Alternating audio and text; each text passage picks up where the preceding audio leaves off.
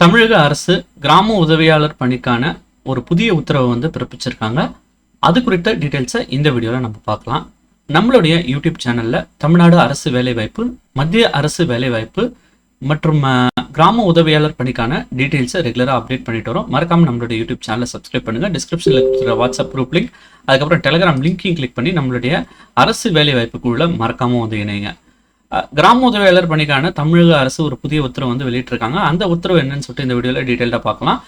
கிராம உதவியாளர்களை துறைக்கு தொடர்பில்லாத வேறு பணிகளுக்கு ஈடுபடுத்தக்கூடாதுன்னு சொல்லிட்டு மாவட்ட ஆட்சியர்களுக்கு வருவாய் நிர்வாக ஆணையரக கூடுதல் ஆணையர் எஸ் நடராஜன் அவர்கள் வந்து கடிதம் வந்து அனுப்பியிருக்காங்க.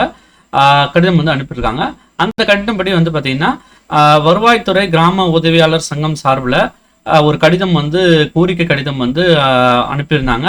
அந்த கடிதப்படி வந்து பார்த்தீங்கன்னா கிராம பணி அல்லாத அலுவலக பணிகள், ஆய்வு மாளிகை, புத்தக திருவிழா போன்ற பிற துறை பணிகளுக்கு கிராம உதவியாளரை ஈடுபடுத்துறதா வந்து அந்த கோரிக்கை கடிதத்தில் வந்து மென்ஷன் பண்ணியிருந்தாங்க.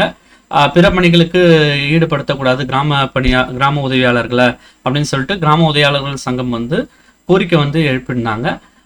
இப்போ வந்து பார்த்தீங்கன்னா அது குறித்து ஒரு உத்தரவை வந்து நடைமுறைப்படுத்துறாங்க. என்னன்னு பார்த்தீங்கன்னா கிராம உதவியாளர்களை தொடர்ந்து பல்வேறு பணிகளுக்கு பயன்படுத்தும் வரும் போக்கு சரியானது இல்லை அப்படின்னு சொல்லியிருக்காங்க. இது குறித்து மாவட்ட ஆட்சியருக்கு கீழே உள்ள சார்நிலை அலுவலர்களுக்கு கிராம உதவியாளர்களை பிற பணிகளுக்கு ஈடுபடுத்தக்கூடாதுன்னு சொல்லிட்டு அந்த கடிதத்தில் மென்ஷன் பண்ணியிருக்காங்க.